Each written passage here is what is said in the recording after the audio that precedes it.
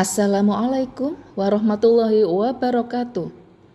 Puji syukur kita panjatkan kehadirat Allah Subhanahu wa Ta'ala, Sang Pencipta alam semesta, yang telah menganugerahkan kepada manusia sebuah kemampuan yang luar biasa, yaitu kemampuan untuk berkomunikasi. Komunikasi bukan sekedar pertukaran kata atau pesan, ia adalah nafas kehidupan, jembatan yang menghubungkan hati, pikiran, dan makna antar sesama manusia, bahkan antar makhluk di alam semesta. Dari gerak semut hingga peredaran planet, dari suara hati hingga gema dakwah, semua menunjukkan bahwa komunikasi adalah bahasa universal ciptaan Tuhan. Dalam dunia modern yang serba digital ini, komunikasi menjadi kekuatan yang tidak hanya menghubungkan manusia dengan manusia, tetapi juga manusia dengan pengetahuan, nilai, dan kesadaran global.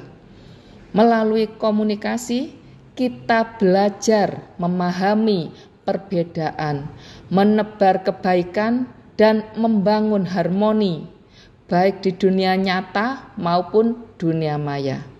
Dalam seri konten edukasi ini, kita akan menelusuri keunikan dan kedahsyatan komunikasi, bagaimana ia membentuk peradaban, memengaruhi interaksi sosial, dan bahkan menjadi refleksi kebesaran Sang Pencipta.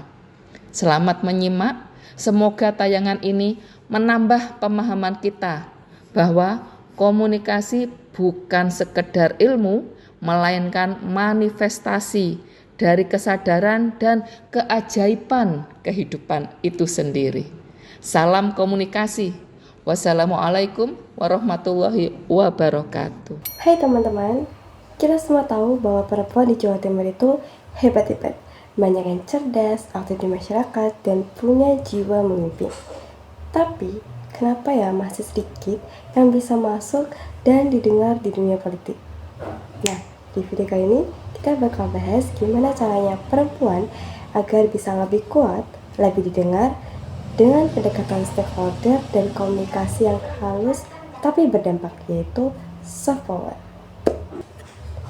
Faktanya, perempuan masih banyak menghadapi hambatan ketika masuk politik, seperti adanya anggapan bahwa dunia politik itu laki-laki, lalu kurang dukungan dana dan jaringan, lalu ada juga belum meratanya literasi politik, dan exposure media masih minim.